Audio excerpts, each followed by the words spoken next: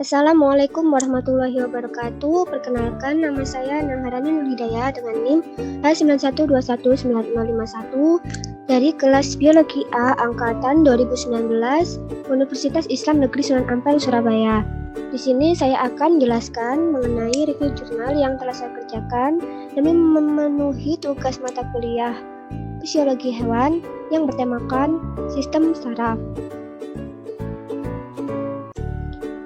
Judul jurnal yang saya review yaitu mengenai mekanisme pengaturan sistem saraf pada tubuh ikan di lingkungan perairan yang terkontaminasi oleh cyanida.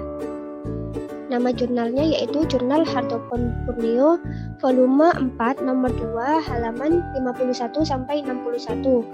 Tahun terbitnya yaitu pada tahun 2011, karya Ratno Ahyani.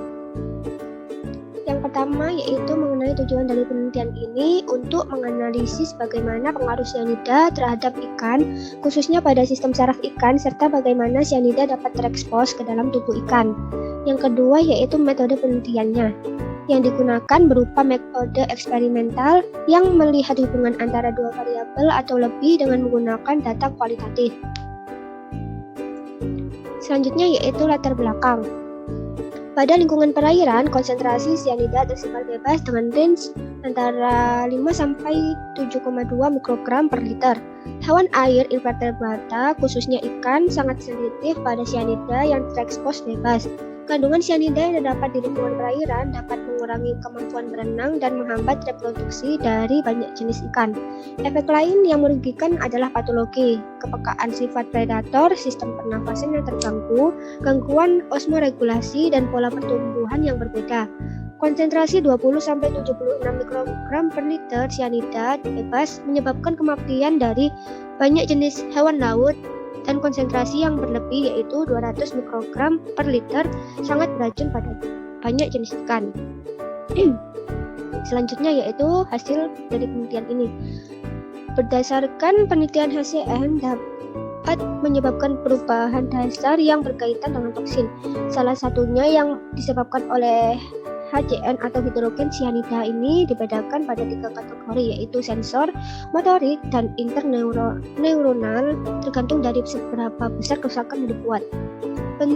Penurunan fungsi sel neuron dapat mengurangi sintesa protein di mana diperlukan oleh neuron untuk berfungsi secara normal.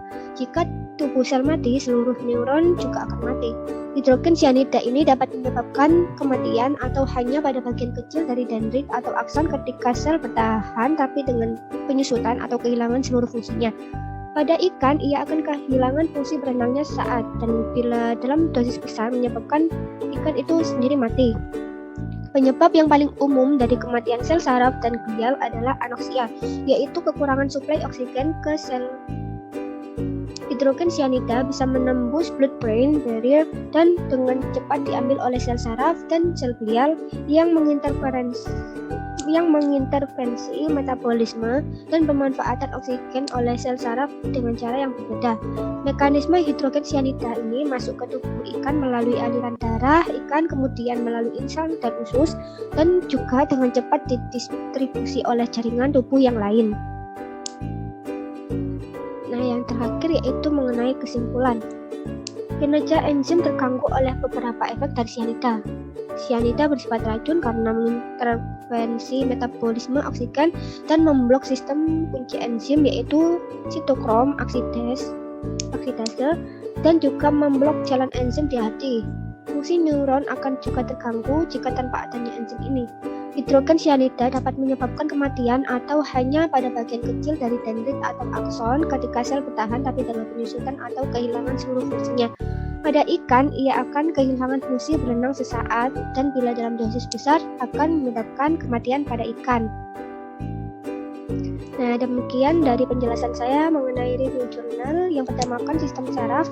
Apabila ada kekurangan, saya mohon maaf. Wassalamualaikum warahmatullahi wabarakatuh.